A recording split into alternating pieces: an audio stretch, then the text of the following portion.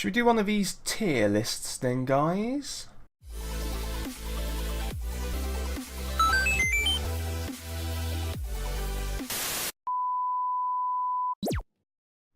Welcome back, guys, it's Raw Geek here. Yes, thought I'd do something a little bit different. This is going to be one of these tier list things. I'm going to be on this side, because over there, it's very confusing, is where all the stuff's going to be, so I thought it would be a bit better to sit on this side this time. So let's take a look. What shall we do? These are all the popular ones, apparently. Star Wars film ranking. Should we look at this? So we've got an S, A, B, C and D rank. I'm going to zoom in a little bit. So, yes. Here's all the movies. Is that all the movies? Yes, probably. So, what have we got, guys? Solo. I didn't finish watching it because it was so bad. I'm going to put it at D. Literally, I started trying to watch it and it was just bad. Just bad. And what we're going to do next. Episode 2. Episode 2 is okay. Empire Strikes Back has got to be like S. No, give that an A. I'm going to give Empire Strikes Back an A. Very good movie. We're going to give Star Wars A New Hope S ranking. What a fantastic movie! Guys, that was just such a good movie. Opened everything up. And yeah, just has to go up there at S. Empire Strikes Back was, a brilliant follow-up. In fact, I think I'm going to put that at S. And then let's go and have a look at which ones? Where is... Oh, The Force Awakens, I'm going to give a B. I know a lot of people didn't like it that much, but I actually think it's quite a good movie. I mean, it wasn't brilliant, and lots of it was just repeating what's happened before. But, it was okay. It was okay. I'm going to give Rogue One, I'm going to put a B, because it was a very different style of movie. It was more like a war movie, wasn't it? And, I mean, I know they're all called Star Wars, but it was more like a gritty World War II movie, but happened to be in the Star Wars, setting, and it was a prequel, of course, to A New Hope, so that was pretty cool. And also, the end scene with Darth Vader was just fantastic. We're going to go and have a look at Episode 1, The Phantom Menace, and I'm going to give that a C. Because again, I know a lot of people hate on the second trilogy, or the first trilogy, but it was okay. It was a right movie. And then we've got Episode 2. I'm going to put that at C, because it was just an okay follow-up. See, part of me wants to give Episode 3 a D. Another part of me wants to give it an A. I know it makes absolutely no sense, but the reason why is because it's a terrible movie. It's like really bad, like shockingly bad. When Darth Vader comes out for the first time and goes, "No!" It's just probably the worst scene I think I've ever seen in my entire life. However, it did give us Darth Vader. It did show the descent into madness. And for that reason, the way it sets up the then original trilogy, I'm going to put it at A, because I think A has to have something. Even though really, if you're just talking about movie-wise, I'd say it was awful. But because of what it creates, or what it fills a gap into, I'm going to put it up there, which is counterintuitive, but I'm going to put it up there. And then we've got these last two. We've got Star Wars The Last Jedi, which I'm going to give a big C. So, a lot of people are split on this movie. The Phantom Menace hated it, and then, a different side of people loved it. I'm in neither of those camps, really. I'm just in the middle, sort of looking at things logically. Now, I didn't personally see a massive agenda to ruin Star Wars in it. However, I can understand why people would think that and would notice that themselves. I just think the person or the people behind making it don't care much about Star Wars or their fans.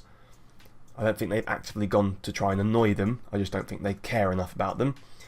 And the movie was okay in parts, and I didn't even have much of a problem with Luke, being apathetic about everything, because I could understand how that could happen.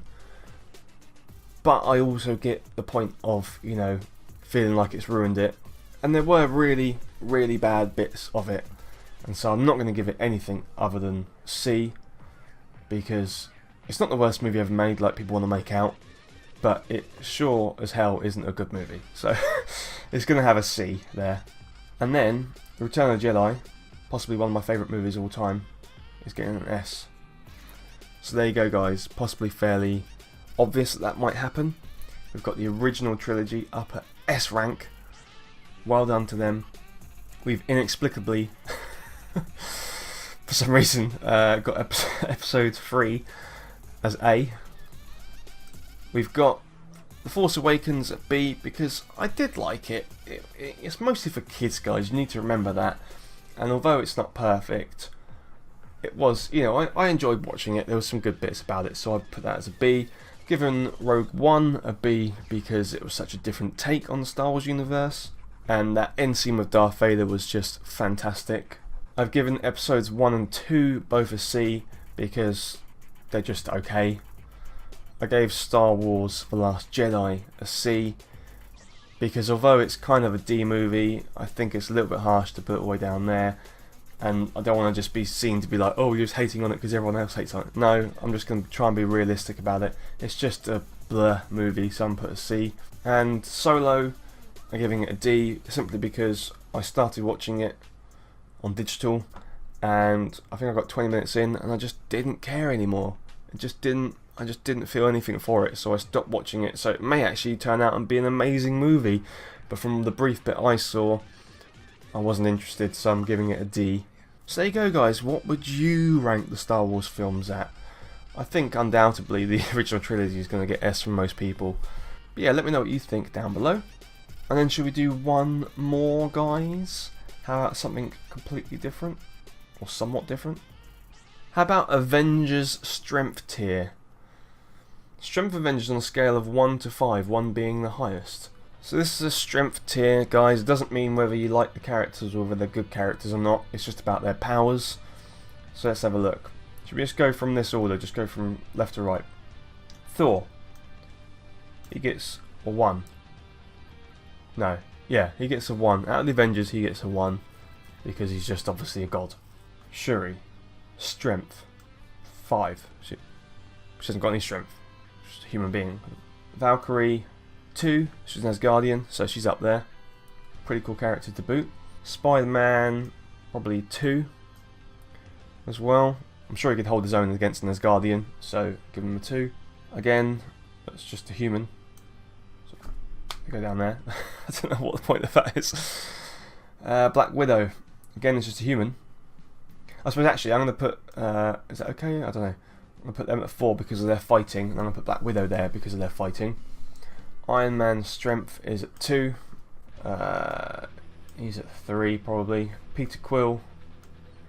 Are we talking about Peter Quill when he's got, you know, the ego, or when he's human? When he's human, I'm just going to say 4. Gamora is a 3. Black Panther's probably a 3. Maybe a 2. No, I'm going to say 3. Captain Marvel we know is a 1. Doesn't stop it being a bad character, but there you go. Captain America is a 3. I know people are going to be like, what? That makes no sense. No, he's not. He's stronger than Spider-Man. He's not. Human again, but he's got a good suit. But his suit's not as good as Iron Man, so I'm going to put him at a 3. Again, the Wasp. When does she go? Well, I guess I'm going to put a 3. Hawkeye is a 4. Groot is a 4. Mantis. I guess she's got quite a lot of good powers. You can put people to sleep, so I'm going to put a 2. No, I'm going to put a 3. Seems a bit harsh to put her up at 2. If she gets hold of you, she might be able to put you to sleep, so... Ant-Man again is a 3. Drax is a 3. Doctor Strange is a 1. Because, although he's a human being, his magical powers can basically do anything. He's got the potential to be one of the most powerful, if not the most powerful characters in the MCU. His strength is probably a 4. Just a little bit stronger than a normal person.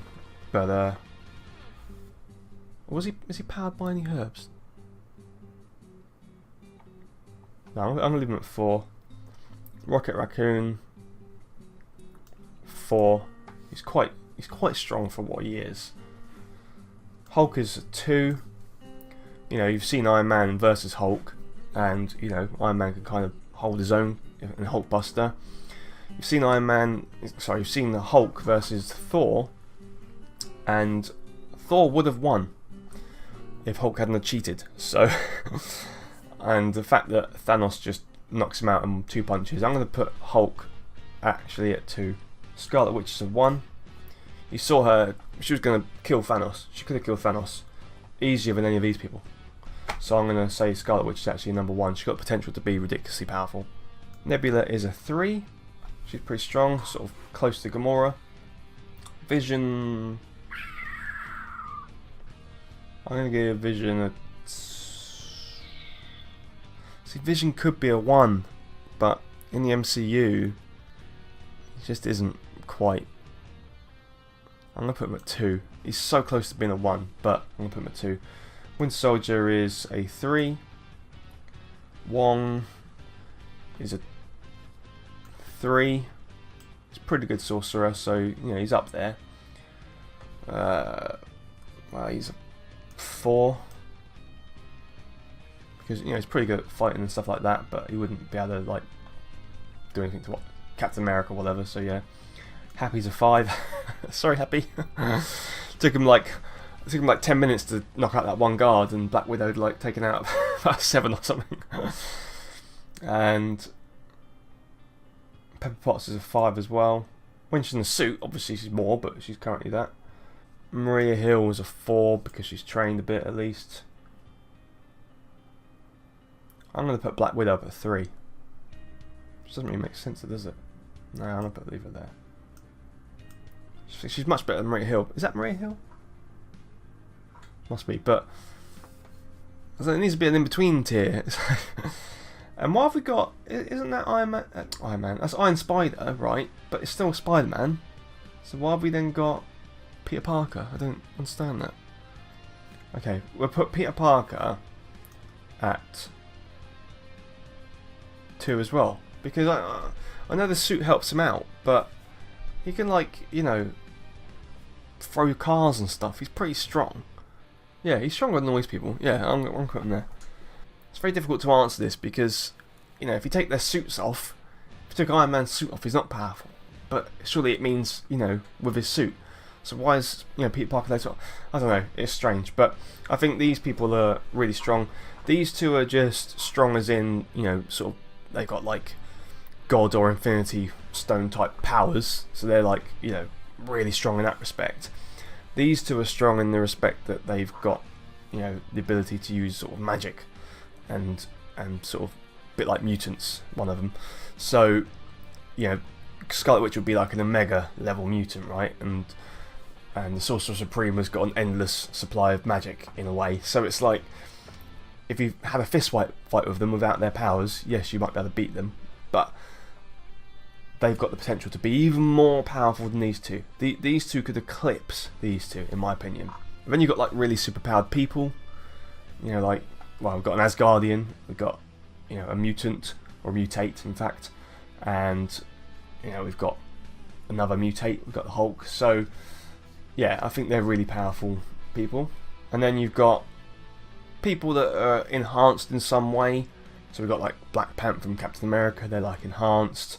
You've got aliens, you've got suits being most of the reason why they're powerful, and, you know, pretty good at magic and things like that. So they're like enhanced, or they've got some magic powers of their aliens. And then these are people that don't really have any enhanced powers. Peter Quill arguably did at one point, but they're basically just, these are just humans. So but they're really good at fighting, so they're really strong. Got an alien, but his powers aren't immensely amazing. Again, another human. An alien who's really, really intelligent, but strength-wise, you know, he's really good with weapons, and he'd be able to take out a lot of people, but he's not massively strong.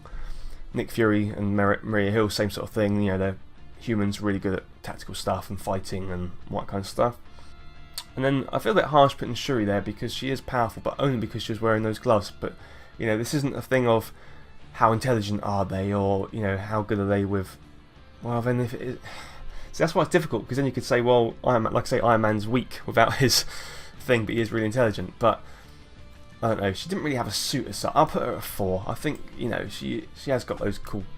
So yeah, I'll put her there. And then these two Pepper Potts without, you know, a suit is just a human, and Happy is just a human as well. So I think that's what I'm going to go with. I think that's pretty fair. You should let me know what you think down below. So yeah, guys, just something a little bit different, because there's not much news to talk about at the moment. There's no trailers, so just thought we'd do a couple of tiers. And if you've got a suggestion of a tier you'd like me to do, either whether it's to do with something pop culture-y, you know, like Marvel or whatever, or something just ridiculous, let me know as well, and I can maybe give that a go. So guys, that about do it. Click like if you like that. Make sure you subscribe for more videos like this, and I'll see you on the next video. And until then, remember, Doctor Strange is the best, okay? Bye. Guys, if you're still here, you're awesome! But as you are still here, why not check out some of my other videos? Oh, and if you haven't already, please click subscribe. Laters, haters.